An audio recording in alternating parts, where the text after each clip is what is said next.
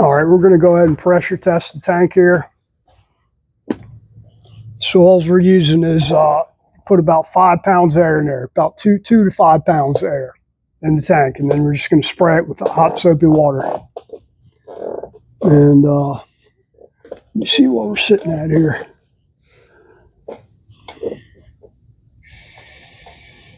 Yeah, I can hear it. And just anywhere you think you might have a leak.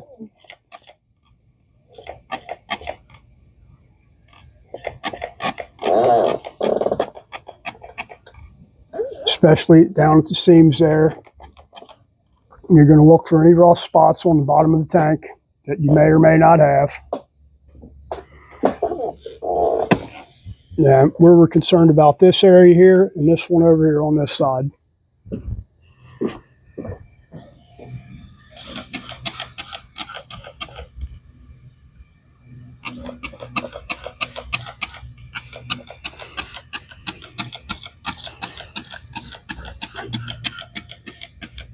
You just blow back through the petcock there, or fuel valve, or whatever you want to call it.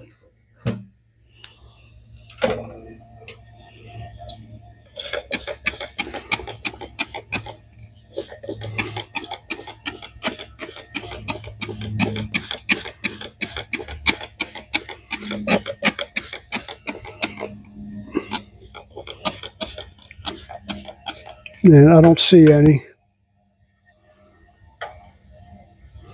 Let it sit for a minute, look all around the seams there. You see any bubbles coming out? That's where you got a leak.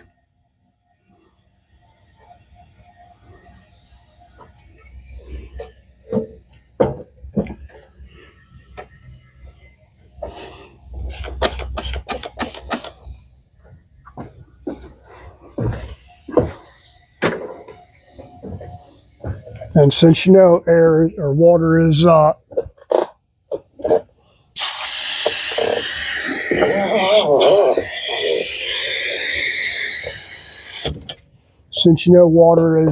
heavier than gas, water is going to settle down at the bottom there.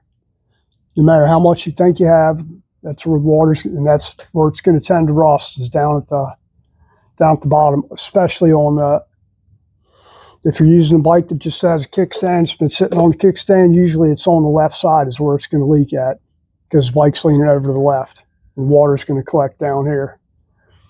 But I don't see any leaks, but we're going to have to recoat it anyway because we did have a lot of rust in there, so still going to have to strip the liner out of the inside and then reline it. Caswell coating, tank sealer, works great.